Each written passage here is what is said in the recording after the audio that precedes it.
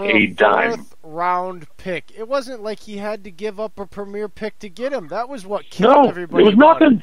And I know they went on to win the Super Bowl, but can you imagine how much it would have, how better? I don't think the matchup in 2011 in the divisional playoff game is not a mismatch the way I said it was against the Giants, because they would have had a run game. They still had no run game. You have Marshawn Lynch there. You're still winning the Super Bowl that year because, it ended up being James Starks, a 6th-round rookie coming off the PUP list, and then being activated just before the playoffs, having a stellar playoff. Marshawn Lynch would have done better, okay?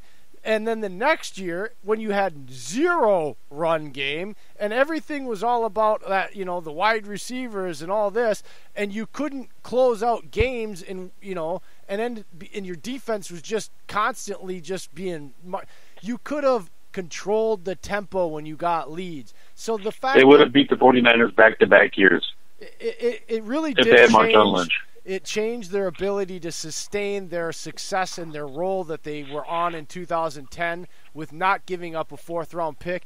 And let's be real, who did they draft in the 4th round in 2011 draft? Can you tell me? Remind me. Knows?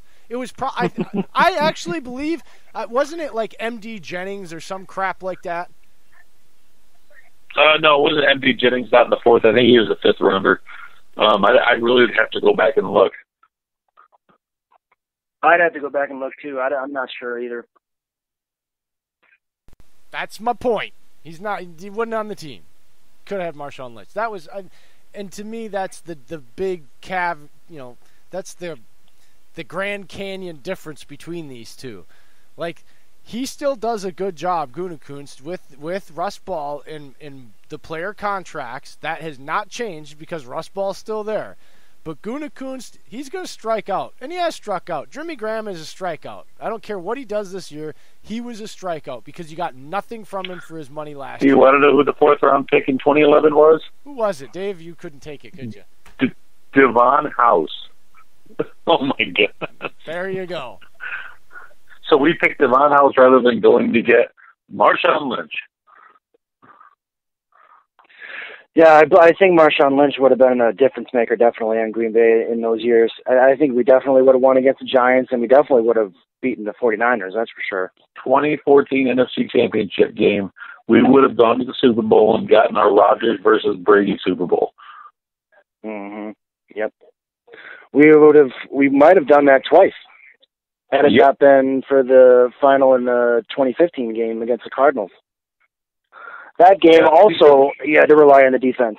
So, oh God, and that's what I love this year, Parker. 2019, our strongest part of the team, in my opinion, is the defense. I feel like they're farther ahead because of scheme. Yeah, they brought in a couple new players, but the defense overall is the scheme.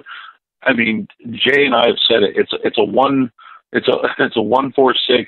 defense, or a 1-6-4. I'm sorry, Jay, 1-6-4 defense, and Kenny Clark's the mainstay, and Jay loves that. And we're both obsessed with Clark because of how dominating he is. He doesn't get enough respect for it, especially because he has numbers up there with Aaron Donald, and all they do is talk about Aaron Donald. He's 23 years old. That's what I can't keep. I know. He's 23, and people don't want to give this kid. He was 20 years old, 19 when we drafted him, and he's 23 years old, and he is by far the next Aaron Donald. Aaron Donald is like, what, 26, 27 already? That it's not just how good Kenny Clark plays, it's how young he is. This guy still has like 10 more years in the league, and he's at an age where he is still going to grow for the next 2 or 3 years as a football player. I mean, it's just, I can't understand how more people don't just adore this guy in Packer Nation for what he is now, his age, and what we know he can become, because he has got he's got it all. He's got the personality, the work ethic, the talent, the size, the speed, the age thing there is huge. Kenny Clark is just, I know I got like a man crush on him, because without him, this defense is totally different. It's just totally different.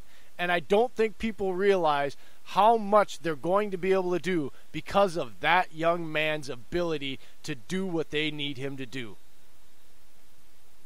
The fact that he was left off of the top 100 players of 2019 list was just baffling to me. It's atrocious. I just couldn't believe when I saw that he wasn't even on there. I was like, wait, what, is this like real? Why isn't Kenny Clark on here? He should at least be on the list or an honorable mention off the list. Yeah, that's what I think too. I don't think it's all about who really is the number one player of 2019. I think it's just who the players think is like the best. You know, it's different than judging them off of on-field performance. They're not judging them off that. They're judging them off of who they think is their favorite. And I don't really agree with the ranking system, but that's for another show. It's the same thing as telling me that Clinton Dix is a great great DB because he was a Pro Bowler. Well, I'm sorry. I think over 200. Or because he has interceptions. I think over that's their logic for you. Well, I just said that's over 200 players last year made the Pro Bowl. No longer can the Pro Bowl be a judgment of who is a good player or not. You want to know who the good player is? You look at who the All-Pro first and second team players are. And it's a prime example is 2 years in a row, David Bakhtiari, his first year, he's second team All-Pro left tackle, no Pro Bowl. This last year, first team All-Pro left tackle, still no Pro Bowl. So anybody out there that wants to tell me the Pro Bowl has any vitality anymore of judging a player's greatness or not is just they're not getting what football is now. You have to look at the All-Pro teams, really. Yep. I would agree with that too. I think getting your All-Pro nod is better than getting your Pro Bowl nod.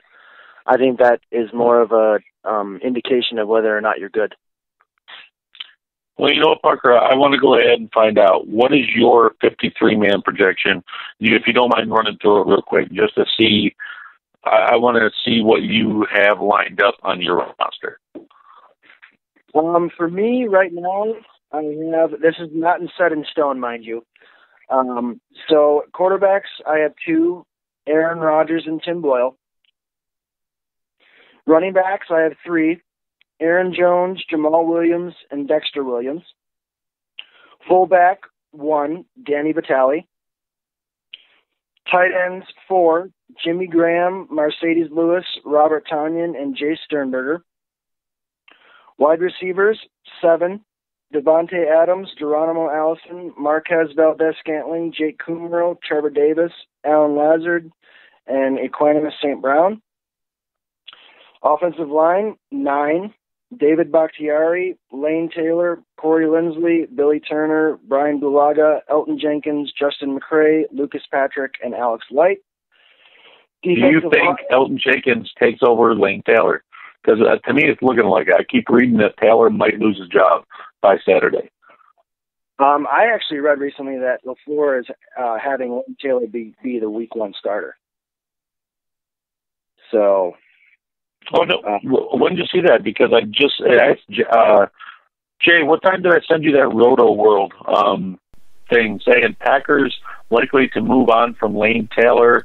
And that was today at about 10:30. I was on the roof, I believe, at that time. I don't know. It was early. I'd have to look at my phone. And yeah, that was today that came out. It was sometime today, though.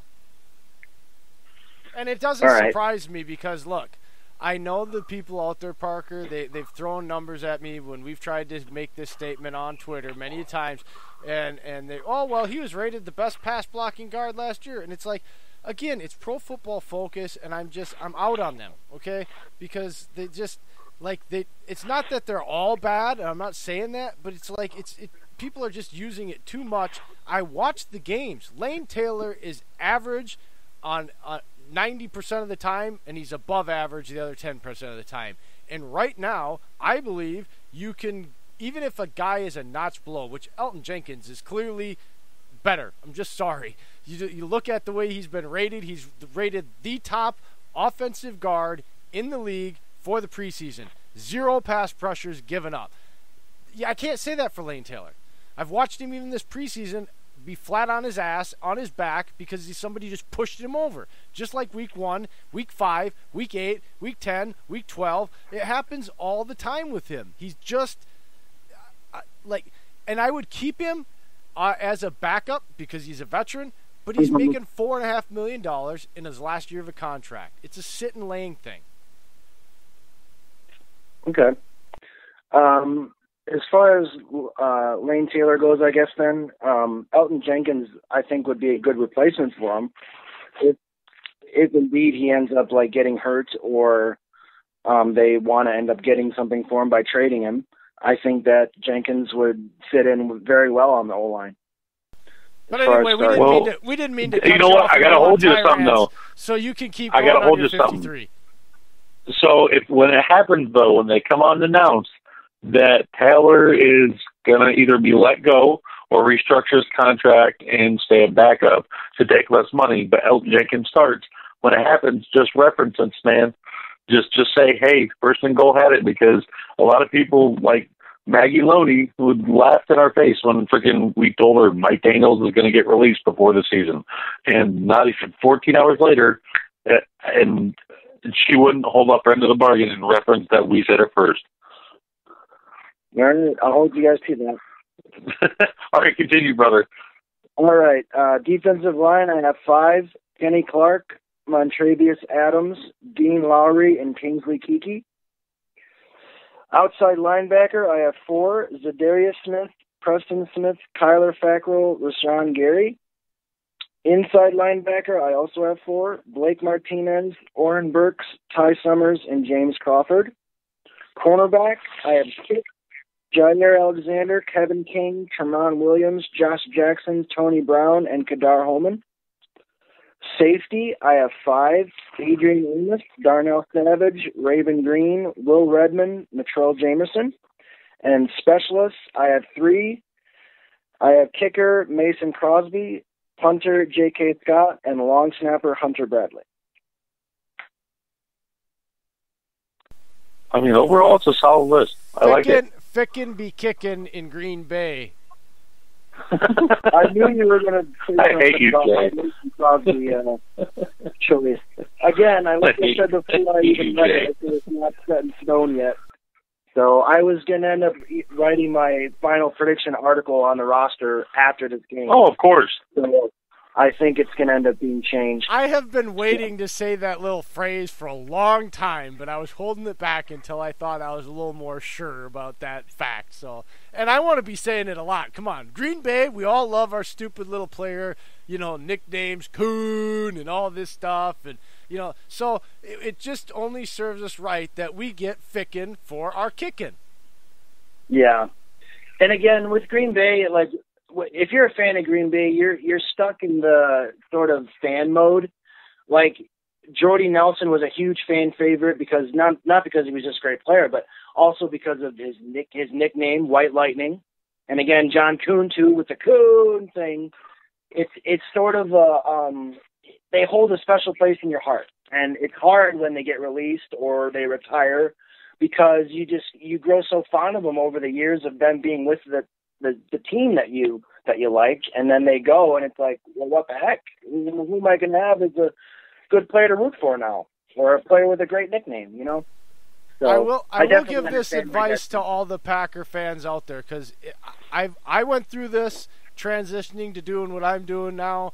Dave he's been going through this. You go through it. We all go through it when you transition to what I call, we're all members now. If you're not getting paid like we are, you're free media members, right? You can't help. We're out there. We're part of the media blog, but you're part of the free media. You're not under contract. You're not obligated for narratives and all that. You're free to say what you want and do what you want. And therefore, it's easier for me now to get excited about the draft, right? Because that gives me an opportunity to really dig into players that we might like this year. We drafted Darnell Savage in all 4 of our mock drafts. The only problem is we took him in the second round every time, and we ended up getting him in the first round. But he was our number 1 DB on our board. So, it's just easier, like Rashawn Gary. It's easier for me to look ahead now once we draft Rashawn Gary and Kingsley Keke, because I watched their film. I can get excited about what they can bring in the future. And it's easier for me to then turn around and look and say, all right, now that they did this, who can I see that's out, even